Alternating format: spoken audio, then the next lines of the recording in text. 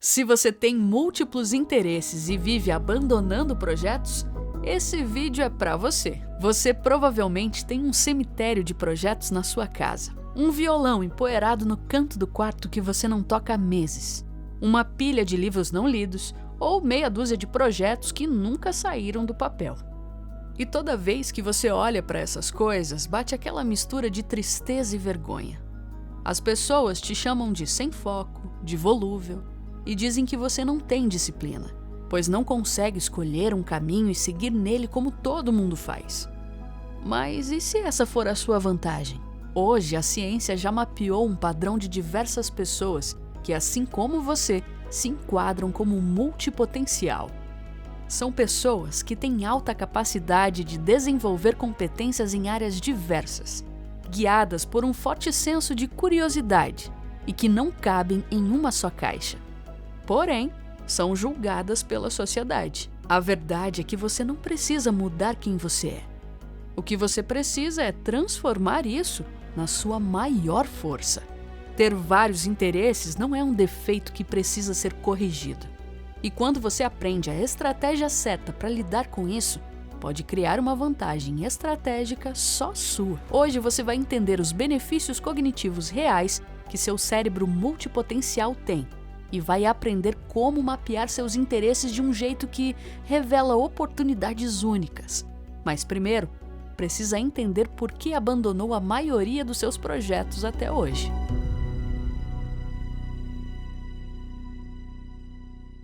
Veja se você se identifica com esse padrão de comportamento. Você descobre algo novo que desperta seu interesse, fica empolgado, consome tudo sobre o assunto e parece que finalmente encontrou a sua parada. Aí, quando fica sério e a empolgação passa, você abandona. Segundo alguns estudos, existe uma região no seu cérebro chamada núcleo accumbens, que faz parte do circuito de recompensa e está envolvido na liberação de dopamina, especialmente quando você antecipa algo recompensador. Nos estágios iniciais do aprendizado, a sensação de progresso rápido costuma ser mais recompensadora do que o aprendizado em si. Ou seja, quando você começa a aprender violão, tudo é novidade. Você sai de não saber fazer nada para saber alguma coisa muito rapidamente e isso te gera prazer pelo progresso. Só que é uma armadilha. Quando a novidade passa e você percebe que não é só diversão, que tem partes chatas, difíceis, coisas que exigem esforço de verdade, você pensa: isso é mais difícil do que eu imaginava. É aqui que a maioria desiste. Seu cérebro descobre o tamanho da dificuldade que vai ter que enfrentar para se tornar bom naquilo. Agora você demora mais para evoluir, e isso já não gera tanta dopamina. Até que você desiste e vai atrás do próximo objeto de interesse que vai te dar aquela sensação gostosa de progresso rápido que todo início de projeto tem. O problema não é ter múltiplos interesses. O problema é não entender esse padrão e ficar preso num loop infinito de começar e abandonar. Pessoas que conseguem lidar bem com múltiplos interesses entendem uma coisa: você não precisa dominar tudo. Você precisa ser estratégico sobre onde investe em profundidade. E isso nos leva ao próximo ponto: como transformar essa dispersão em vantagem real.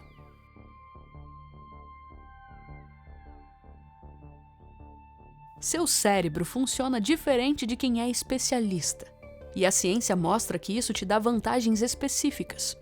A primeira vantagem é a transferência rápida de aprendizado. Quando você já aprendeu várias coisas antes, seu cérebro fica melhor em aprender coisas novas. Você reconhece padrões mais rápido e conecta conceitos de áreas diferentes. Pesquisas mostram que pessoas com experiência em múltiplas áreas costumam ter vantagem em resolver problemas complexos, porque acessam repertórios diferentes. A segunda vantagem é o pensamento por analogia. Você consegue pegar um conceito de uma área e aplicar em outra completamente diferente. Ainda na faculdade, Steve Jobs fez aula de caligrafia porque achou as letras bonitas. Anos depois, ele foi o primeiro a colocar múltiplas fontes elegantes num computador.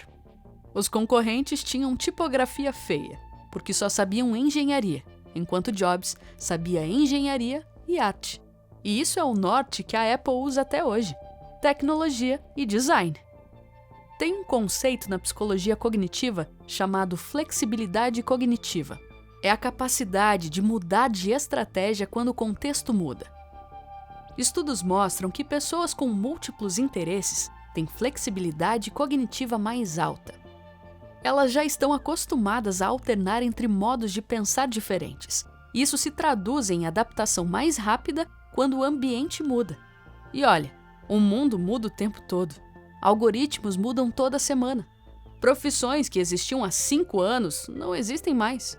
Quem tem flexibilidade cognitiva se adapta mais fácil. E quem é mais rígido pode acabar sofrendo mais. Mas essas vantagens só funcionam quando você para de se culpar e começa a ser estratégico. Deixa eu te mostrar como mapear seus interesses de um jeito que pode revelar oportunidades reais para a sua vida.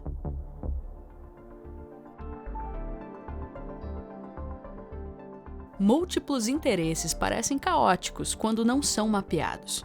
Porém, quando você os organiza, passa a perceber vários padrões. E são nesses padrões que se encontram as oportunidades que você pode aproveitar.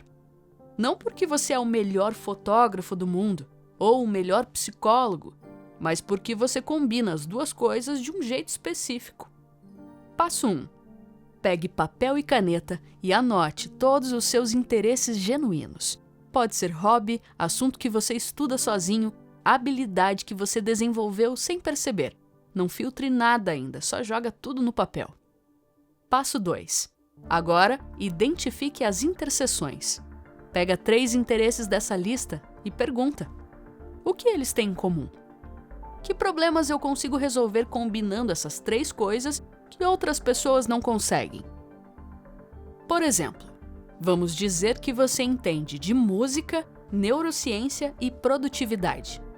Uma possível interseção seria criar playlists cientificamente otimizadas para diferentes tipos de momento, como foco profundo, brainstorm criativo, tarefas repetitivas.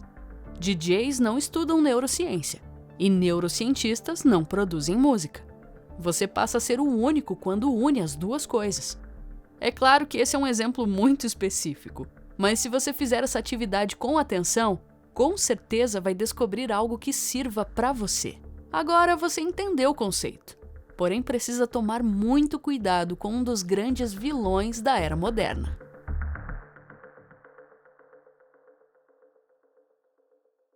Toda vez que você abre o Instagram ou o TikTok, vê alguém fazendo pão artesanal perfeito. 2 minutos depois, vê alguém tocando piano como se fosse profissional. Mais 2 minutos, vê alguém criando desenhos hiperrealistas. No fim de 10 minutos, você foi exposto a resultados de anos, talvez décadas, de prática em 50 hobbies diferentes. É verdade que isso pode ser inspirador, mas tem um lado sombrio.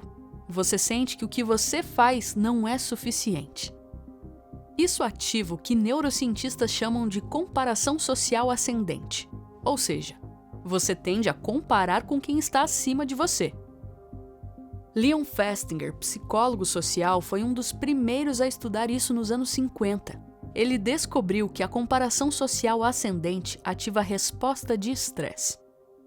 Quando você se compara para cima, seu corpo libera cortisol, que em excesso prejudica a consolidação da memória no hipocampo.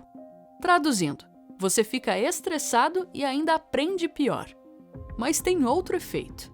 Comparação constante ativa o que a psicóloga Carol Dweck chama de mentalidade fixa.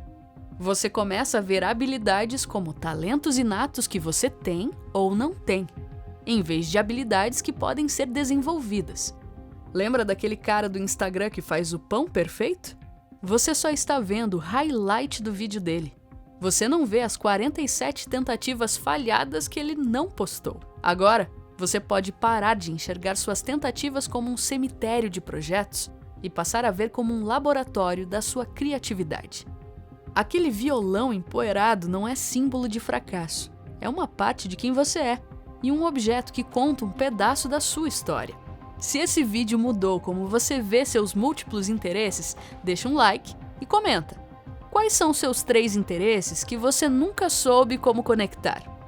Eu leio todos os comentários e quero ver quantos multipotenciais estão assistindo isso. Até o próximo vídeo!